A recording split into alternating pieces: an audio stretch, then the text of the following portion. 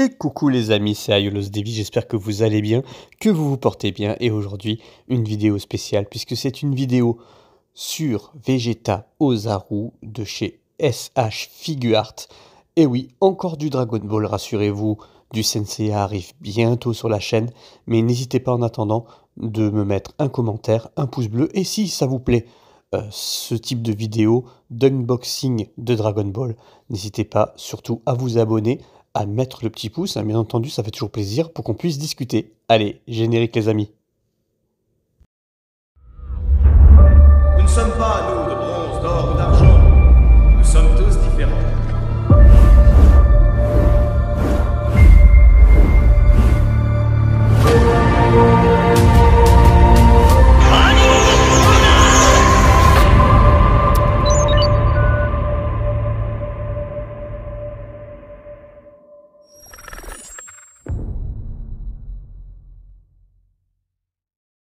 Allez, on commence par la boîte de ce magnifique Vegeta Ozaru. Alors, faut juste Great. Alors, il est noté Great Ape, hein, un grand singe Vegeta. Vous voyez que cette boîte est magnifique. Elle est vraiment immense. Hein. C'est une très grande boîte. Elle doit faire 4 fois une boîte classique.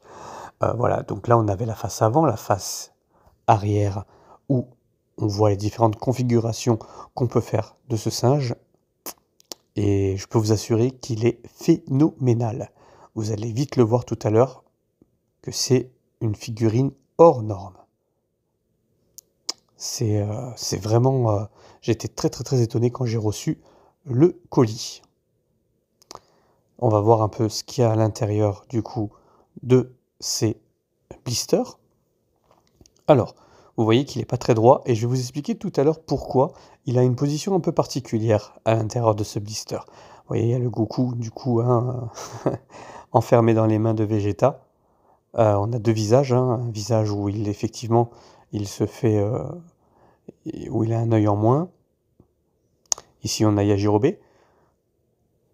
Le fameux visage avec un seul œil et plusieurs paires de mains. C'est quand même assez généreux en contenu. Hein. Franchement, honnêtement, c'est très beau. Et la queue coupée, bien sûr, hein, de Yajirobe. Donc, c'est le seul fait d'armes de Yajirobe, quasiment, hein, dans tout Dragon Ball.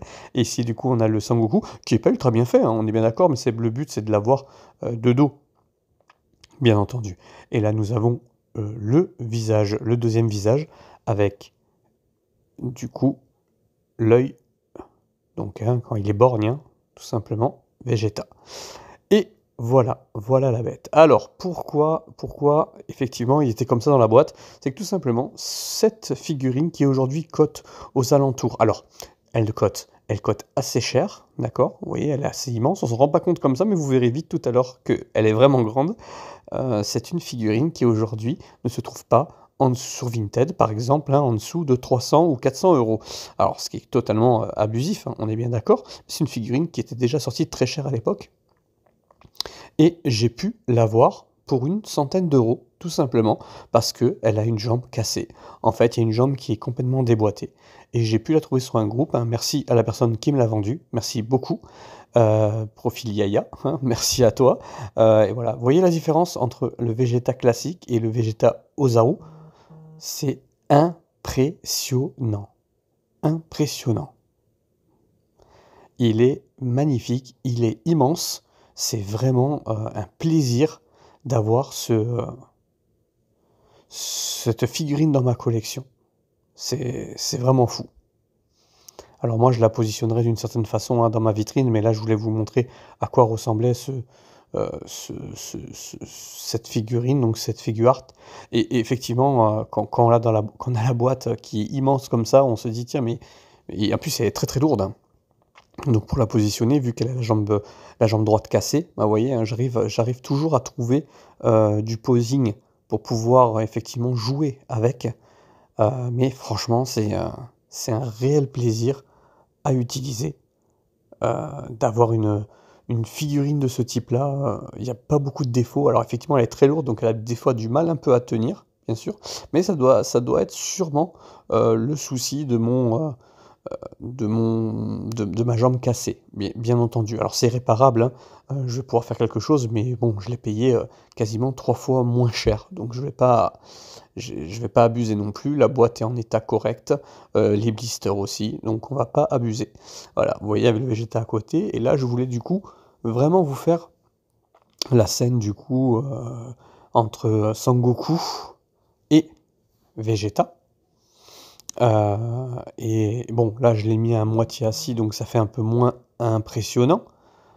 Mais écoutez, c'est super beau en tout cas. Allez, place à la musique.